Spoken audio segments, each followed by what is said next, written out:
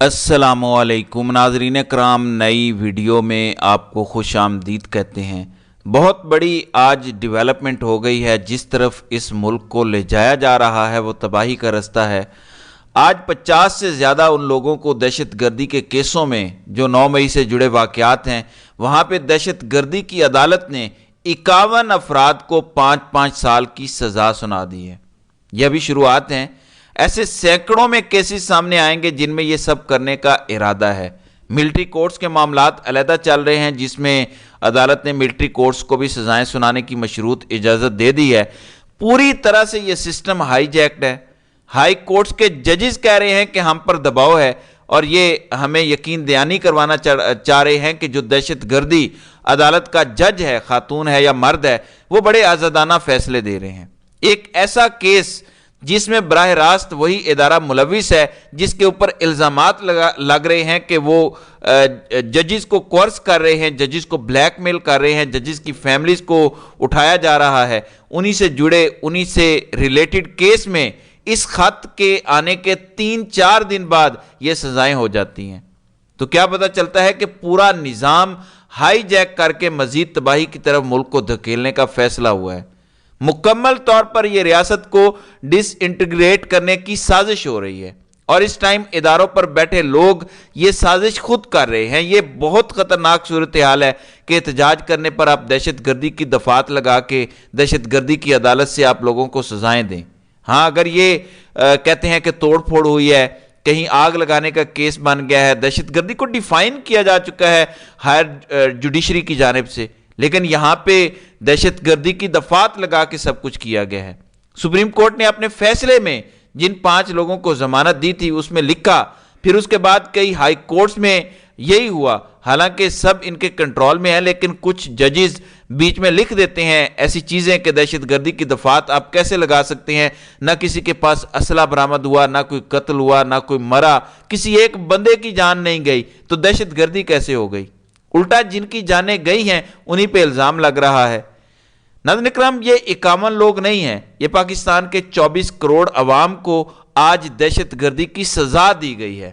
آپ واقعی دہشت گرد ہیں، آپ منصوبہ سازوں کے تمام منصوبوں کے لیے دہشت گرد ہیں، یہ آپ کو برداشت نہیں کر سکتے، یہ آپ کا وجود برداشت نہیں کر سکتے، ان کے لیے یہ ناممکن ہے کہ یہ آپ کا وجود برداشت کریں۔ یہ اس لیے کیا گیا ہے، اوپر سے اس وقت جب یہ سزائیں دینا چاہ رہے ہیں، اور یہ ساری گیم کس لیے ڈالی گئی، ججز پر کیوں دباؤ بڑھایا گیا؟ ان کو خدشہ یہ ہے کہ جو نچلی عدالتوں سے سزائیں ہوئی ہیں یا ملٹری کورٹ سے سزائیں ہوں گی، لوگ ہائر کورٹس میں جائیں گے، وہاں سے بری ہو جائیں گے، عدالتیں لوگوں کو رہا کرنے کا آرڈر دیں گی، اور یہ ذلیل ہوں گے، رسوا ہوں گے جو آرڈر آئیں گے۔ پھر ہائی کورٹ کے ججز پر دباؤ بڑھایا گیا اور وہ بول پڑے۔ پورے ملک میں اکراس دا بورڈ یہی چل رہا ہے۔ ایسے میں شہباز شریف ایک نمونہ نکال کر لائے ہیں، تصدق حسین جیلانی، گو کہ یہ افتخار محمد چودھری کے بعد پاکستان کے چیف جسٹس بنے، لیکن اب میں آپ کو ان کا حدود اربع بتاتا ہوں۔ ان کو 6 ججوں کو انصاف دینے والے یا انہی کو کٹہرے میں لانے والے کمیشن کا سربراہ بنایا گیا ہے۔ یہ یک رکنی کمیشن ہوگا، خود ہی کمیشن، خود ہی اس کے سربراہ، خود ہی تحقیق، خود ہی سزا، سب کچھ یہی تجویز کریں گے۔ ان کا حدود اربع سمجھنا آپ کے لیے بڑا ضروری ہے، تاکہ آپ کو پتہ چلے کہ اس کمیشن کی حقیقت کیا ہے۔ میں آپ کے سامنے وہ تفصیل رکھتا ہوں۔ ناظرین اکرام، ایک اور صاحب ہیں جلیل عباس جیلانی، یہ ابھی جو عسکری ڈکٹیٹر کیئر ٹیکر حکومت بنی تھی، یہ اس میں وزیر خارجہ تھے جلیل عباس جیلانی، جو اس کمیشن کے سربراہ بنائے گئے ہیں۔ تصدق حسین جیلانی سے ان کا کیا رشتہ ہے، اس کو آپ خود گوگل کر لیجئے گا۔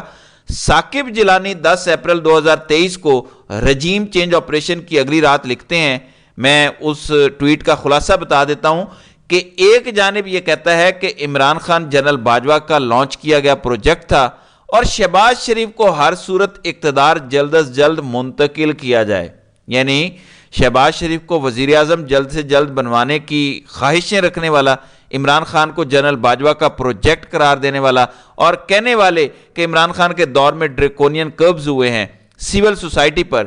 یہ ہے وہ فیملی اور ان کے روح رواں تصدق حسین جیلانی، جن کو کمیشن کا سربراہ بنایا گیا ہے، لیکن ان کا ابھی تعارف مکمل نہیں ہوا۔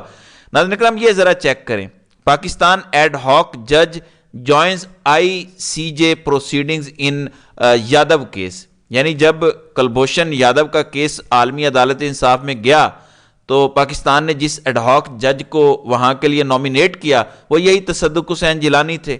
अब ये क्यों ज़रूरी है इस पर बात करना? ICJ में उन्हीं जज को भेजा जाता है जिन पर इस्टेब्लिशमेंट को पूरा एतमाद हो, यानी उनके एतमाद के बंदे हैं। जब कुलभूषण की सारी प्रोसीडिंग्स चल रही थी आलमी अदालत इंसाफ में तो पाकिस्तान की तरफ से इनको नॉमिनेट किया गया था। ये वहां पर बतौर एडहॉक जज गए थे। इस सूरत हाल को आप जरा समझें, ये किसके एतमाद का बंदा है, कौन इन पर एतमाद करता है? जाहिर है वही जिन पर इल्जाम है। तो आपके सामने ये सारी चीजें लाना बड़ा जरूरी था ताकि आपको पता हो कि आपकी कितनी तौहीन मजीद की जा रही है, आपको ये सब बताना जरूरी था। अब नाज़रीन इकराम, मैं आपको एक ऐसी कहानी बताता हूं कि आप कहेंगे कि पाकिस्तान में फैसला साज पाकिस्तान के दुश्मन हैं या पाकिस्तान के दोस्त हैं। इसके लिए एक किरदार का आपने जायजा लेना है। जुल्फी बुखारी का हम जायजा लेते हैं कि जुल्फी बुखारी क्या है, जुल्फी बुखारी का किरदार क्या है। जुल्फी बुखारी इमरान खान के करीब, इमरान खान के दोस्त, उनकी कैबिनेट में भी थे, उन पर इल्ज़ामात भी लगे, रावलपिंडी में रिंग रोड के इल्ज़ामात लगे, उन्होंने इस्तीफ़ा दिया। थोड़ी सी कहानी आपको बताना ज़रूरी है कि आपको याद है कि जब से जुल्फी बुखारी हुकूमत के करीब या हिस्सा बने उनके खिलाफ मीडिया पे बाकायदा कंपेन्स चलवाई गई। ये कंपेन्स इस्टेब्लिशमेंट की जानिब से चलवाई गई जुल्फी बुखारी के खिलाफ, और जुल्फी बुखारी को बैरूनी दुनिया का एजेंट करार दिया जाता था। मीडिया पर बहुत सारी बातें होती थी। रऊफ क्लासरा जैसे लोग भी जुल्फी बुखारी को सिंगल हैंड करके टारगेट करते थे। जुल्फी बुखारी की थोड़ी सी आप सुन लें सूरत हाल के, बहुत बड़ी कुर्बानी जुल्फी बुखारी ने दी है और ये मैं आपको बताता हूँ। जुल्फी बुखारी ने अपना जो सेनेट के इलेक्शन में नॉमिनेशन का था, उनके कागजात मुस्तरद हुए थे, वो केस हाई कोर्ट से वापस ले लिया है। हाई कोर्ट ने इलेक्शन कमीशन के तमाम जुल्फी बुखारी पर लगाए इल्ज़ामात मुस्तरद कर दिए हैं। अलामा राजा, नासिर अब्बास और हामिद खान अब पंजाब से तहरीक इंसाफ के सेनेटर मुंतखब हो चुके हैं बिला मुकाबला। जुल्फी बुखारी को हाई कोर्ट ने क्लियर कर दिया, लेकिन जुल्फी बुखारी ने फिर भी अपने पेपर वापस ले लिए। आखिर वजह क्या है? ये वजह समझनी है आपने, फिर आपको सारी बात समझ आएगी। इलेक्शन कमीशन की तरफ से सेनेटर्स का नोटिफिकेशन जारी कर दिया गया है, जिस नोटिफिकेशन को इलेक्शन कमीशन ने आज हाई कोर्ट में पेश किया है। अगर जुल्फी बुखारी नोटिफिकेशन चैलेंज करते तो जितने भी उम्मीदवार बिला मुकाबला सेनेटर मुंतखब हुए उनको पोलिंग के मराहल से 2 अप्रैल को जरूर गुजरना पड़ता। मगर आजकल के सियासी हालात को देखते हुए नोटिफिकेशन को चैलेंज ना करने का फैसला किया गया। जुल्फी बुखारी ने जनरल इलेक्शन में भी पार्टी के कहने पर अपने कागजात वापस लिए थे। अब ये स्टोरी आपने सुननी है। नाज़रीन इकराम, जुल्फी बुखारी को बैरूनी एजेंट कहा गया, जुल्फी बुखारी को घुसपैठिया कहा गया, जुल्फी बुखारी को नॉन इलेक्टेड बंदा कहा गया काबीना में, लेकिन जुल्फी बुखारी ने बरतानवी शहरियत छोड़ दी कि वो इलेक्शन लड़ेगा। जब रिंग रोड स्कैंडल पर इल्ज़ाम लगा तो जुल्फी बुखारी ने सबसे पहले इस्तीफ़ा दिया कि मैं इस्तीफ़ा देता हूँ वजारत से, कर लें आपने जो तहकीकात करनी है। एहतजाज जब भी हुए जुल्फी बुखारी ग्राउंड पे निकलता रहा जब तक जुल्फी बुखारी मुल्क से बाहर नहीं गया। इससे पहले हर एहतजाज में जुल्फी बुखारी ग्राउंड पर थे। उसके बाद जुल्फी बुखारी जब अटक से इलेक्शन लड़ना चाहते थे तो मेजर ताहिर सादिक ने कहा कि अटक में हम ही इलेक्शन लड़ेंगे, जुल्फी बुखारी को हम बर्दाश्त नहीं कर सकते। तो जुल्फी बुखारी ने पार्टी के कहने पर अपने नॉमिनेशन विड्रॉ कर ली, नहीं मांगा टिकट उस हल्के से। और अब जब सेनेट में इमरान खान ने कहा कि जुल्फी बुखारी ने कुर्बानी दी है, इनको टिकट मिलना चाहिए, जब इलेक्शन कमीशन ने यह सारा कुछ किया और आज जुल्फी बुखारी जीत भी गया अपना केस, उसके बावजूद उस बंदे ने कि पार्टी की एक सीट ना जाया हो जाए, फिर अपने नॉमिनेशन पेपर वापस ले लिए हैं। जो बंदा इस हद तक कुर्बानी दे रहा है, जो बंदा अपनी ज़ात का नहीं सोच रहा, मुल्क का सोच रहा है, पार्टी का सोच रहा है, अपने लीडर इमरान खान का सोच रहा है, मुझे बताएं इदारों को उससे क्या तकलीफ है? इदारे जहांगीर तरीनों को पसंद करते हैं, अलीम खानों को पसंद करते हैं, ओन चौधरियों को पसंद करते हैं, शरीफों और जरदारियों को पसंद करते हैं, लेकिन ऐसे लोग पसंद नहीं करते इदारों को जो अपना सब कुछ अपने मुल्क के लिए कुर्बान करने के लिए तैयार हों और पाकिस्तान का मुकदमा आलमी सतह पर अच्छे तरीके से लड़ सकें। तो फिर मेरा सवाल है कि क्या जानबूझ के पाकिस्तान को तबाह करने के लिए इस तरह के बयानिए बनाए जाते हैं, पाकिस्तानियों को तकलीफ दी जाती है जानबूझ के? तो ये है वो कुर्बानी जिस बंदे ने दी है, बरतानवी शहरियत छोड़ दी। बरतानी शहरियत कौन छोड़ता है, आप मुझे बताएं? कौन छोड़ता है बरतानिया, कनाडा या अमेरिका की शहरियत? उस बंदे ने शहरियत छोड़ी कि मैं अहल हो जाऊं इलेक्शन लड़ने के लिए। پارٹی نے کہا کہ الیکشن میں تمہیں ٹکٹ نہیں دے سکتے کیونکہ میجر طاہر صادق ناراض ہو جائیں گے، اس بندے نے ٹکٹ نہیں مانگا۔